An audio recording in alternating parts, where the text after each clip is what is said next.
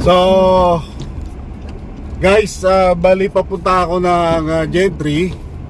And then hindi ako dumaan ng Centennial ngayon dahil gawa na sobrang traffic talaga roon. Dito ako ngayon lumusot sa may open papunta Calax, malapit sa open canal pa Lancaster, Alapan.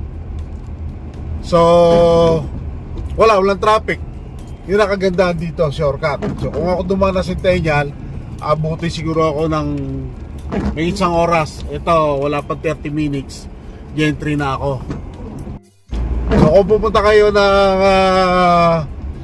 Gentry, galing kayo ng Bacoor, ang punta nyo Gentry, Tansa, Naik. So mas mainam dito kayo dumaan pa Lancaster. Iwasan nyo yung Centennial dahil sobrang traffic ho. Dito di ko sigurado, wala ko. So par pagdako ngayon walang traffic talaga. So hindi natin masabi, pero tingin ko hindi magkaka-traffic dito. Magkaroon man pero hindi ganong ka-traffic na sobra-sobra, bumper to bumper. So malaking bagay.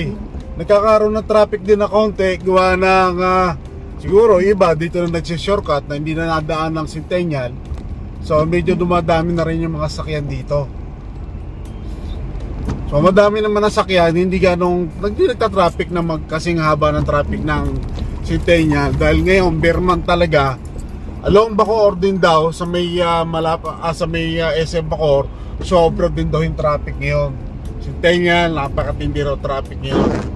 So dito maganda rito sa shortcut. Kung ikay papunta ng Gentry, Tansa, Naik, na galing ka ng Bacoor, halimbawa SM Bacoor, so the best ng way mo, Binakayan, then kakaliwa ka doon sa may 7-Eleven papuntang Medisyon, and then kakanan ka naman papuntang Pag-asa, Imus, and then pagdating mo ng Pag-asa, Imus, Albincula Avenue, tapos tumbok man na rito itong bagong kalsada, Imus. Eto ano na to Gentry na to ang labas nito Lancaster na.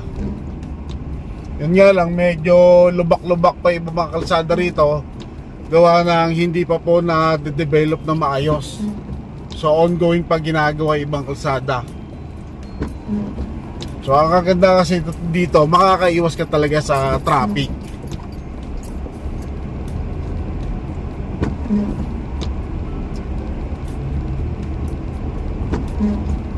Pero napupuna ko parang marami na rin dumadaan dito gawa ng siguro na-discover na rin nila na hindi gaanong traffic, baka pagdating ng araw mag-traffic na rin dito.